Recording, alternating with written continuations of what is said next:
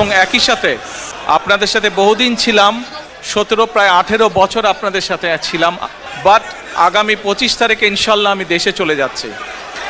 দীর্ঘ প্রায় 18 বছরের অপেক্ষার অবসান ঘটিয়ে বাংলাদেশের রাজনীতিতে আবারও বড় মোড় নিতে যাচ্ছে।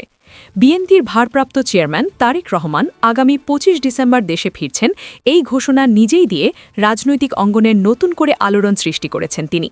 দীর্ঘদিন ধরে চলা জল্পনা কল্পনার অবসান ঘটিয়ে তার সরাসরি ঘোষণায় স্পষ্ট হয়েছে দেশের রাজনীতিতে তার সক্রিয় উপস্থিতি এখন সময়ের ব্যাপার মাত্র। মহান বিজয় দিবস উপলক্ষে স্থানীয় সময় মঙ্গলবার 16 ডিসেম্বর যুক্তরাজ্যে আয়োজিত এক আলোচনা সভায় বক্তব্য দিতে গিয়ে তারেক রহমান বলেন, প্রায় 17 থেকে 18 বছর তিনি প্রবাসে কাটিয়েছেন এবং 25 ডিসেম্বর ইনশাআল্লাহ দেশে ফিরে যাবেন। তার এই বক্তব্যের সঙ্গে সঙ্গে সভাস্থলে উপস্থিত নেতাকর্মীরা উচ্ছ্বাসে ফেটে পড়েন, যা দীর্ঘ প্রতীক্ষার প্রতিফলন হিসেবেই দেখা হচ্ছে। প্রত্যাবর্তনের ঘোষণার পাশাপাশি দায়িত্বশীল রাজনৈতিক বার্তাও দেন তারেক রহমান। তিনি যুক্তরাজ্য বিএনপির নেতাকর্মীদের প্রতি অনুরোধ জানান, বিদায়ের দিন যেন কেউ বিমানবন্দরে ভিড় না করেন। তার মতে অতিরিক্ত জনসমাগম বিশৃঙ্খলা সৃষ্টি করতে পারে এবং এতে দেশের ভাবমূর্তি ক্ষুণ্ণ হওয়ার আশঙ্কা রয়েছে, যা একজন দায়িত্বশীল রাজনৈতিক নেতার সচেতন অবস্থানকে তুলে ধরে। সাম্প্রতিক ছাত্র জনতার অভ্যুত্থান প্রসঙ্গে তারেক রহমান বলেন, এই আন্দোলন কোনো একটি রাজনৈতিক দল বা গোষ্ঠীর একক কৃতিত্ব নয়, বরং দেশের ছাত্র, শিক্ষক, কৃষক, শ্রমিক, ব্যবসায়ী, পেশাজীবী, নারী ও শিশুসহ সর্বস্তরের মানুষের সম্মিলিত অংশগ্রহণে ফ্যাসিবাদী শাসনের পতন সম্ভব হয়েছে। তার ভাষায় এটি বাংলাদেশের জনগণের দীর্ঘদিনের সংগ্রামেরই ফল। তবে আন্দোলনের সফলতাকে চূড়ান্ত বিজয় হিসেবে দেখার সুযোগ নেই বলে সতর্ক করেন বিএনপির ভারপ্রাপ্ত চেয়ারম্যান।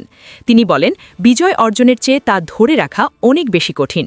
বাংলাদেশের বিরুদ্ধে ষড়যন্ত্র এখনও চলমান উল্লেখ করে তিনি ইতিহাসের বিভিন্ন সময়ে সক্রিয় থাকা ষড়যন্ত্রকারীদের কথা স্মরণ করিয়ে দেন এবং সবাইকে ঐক্যবদ্ধ থাকার আহ্বান জানান। আগামী জাতীয় নির্বাচন প্রসঙ্গে আশাবাদ ব্যক্ত করে তারেক রহমান বলেন, জনগণের সমর্থন পেলে বিএনপি সরকার গঠন করতে সক্ষম হবে। ক্ষমতায় গেলে জনগণের প্রতি কৃতজ্ঞ থাকার পাশাপাশি রাষ্ট্র পরিচালনায় জবাবদিহি ও দায়বদ্ধতা নিশ্চিত করা হবে বলেও তিনি অঙ্গীকার করেন। দেশের শিক্ষা, স্বাস্থ্য, অর্থনীতি, ব্যাংকিং ও শিল্প খাতের গভীর সংকটের কথা তুলে ধরে তিনি বলেন, ভবিষ্যতে বিএনপির সামনে বড় চ্যালেঞ্জ অপেক্ষা করছে। তবে জাতীয় ঐক্য এবং জনগণের সক্রিয় অংশগ্রহণ থাকলে এই সংকট মোকাবেলা সম্ভব বলে তিনি আশাবাদ ব্যক্ত করেন। নিজের রাজনৈতিক অবস্থান ব্যাখ্যা করতে গিয়ে তারেক রহমান বলেন, তিনি কোনো কল্পনাপ্রসূত স্বপ্নে নেই, বরং একটি সুস্পষ্ট ও বাস্তবভিত্তিক পরিকল্পনার মধ্যেই এগোচ্ছেন। জনগণের মধ্যে সচেতনতা সৃষ্টি এবং রাষ্ট্র পরিচালনার জন্য একটি পরিষ্কার রোডম্যাপ উপস্থাপন করাকেই তিনি তার রাজনৈতিক দায়িত্ব হিসেবে দেখছেন। ভবিষ্যৎ পরিকল্পনার অংশ হিসেবে তিনি শিক্ষা খাতে আধুনিক ও অন্তর্ভুক্তিমূলক ব্যবস্থা, স্বাস্থ্য খাতে প্রতিরোধকমূলক ও জনস্বাস্থ্যভিত্তিক চিকিৎসা পদ্ধতি এবং অর্থনৈতিক ক্ষেত্রে ক্ষুদ্র ও মাঝারি উদ্যোক্তাদের সহায়তার কথা উল্লেখ করেন। পাশাপাশি যুবকদের কর্মসংস্থান সৃষ্টি ও প্রযুক্তি নির্ভর দক্ষতা উন্নয়নের উপর গুরুত্ব দেন।